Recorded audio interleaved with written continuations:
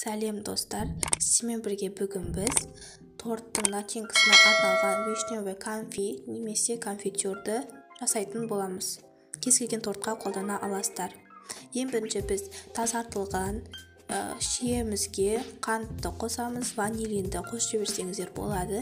Кейін крахмалды қосамыз және де суымызды да қосамыз. Енді барлығын біркелкі болғанша жақсылап араластырып аламыз.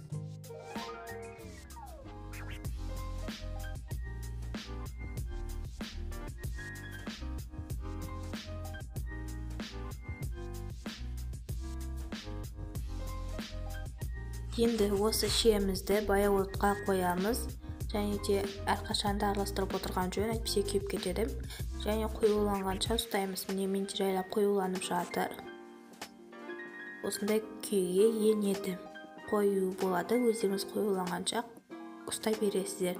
Кейін кондитерский мешокқа осы конфемізді құямыз, солай қолданған ыңғайлы болады, және де кез келген уақытта алып қолдана бересіздер. Және де бұл қойған конфемізді суытып аламыз. Суытқаннан кейін кез келген тортқа начинка ретінде қолдансаңыздар болады. Мінекей мен мына жерде өзім шығарған тортты құрастырып жатқанмын. Осы конфиді қолдандым.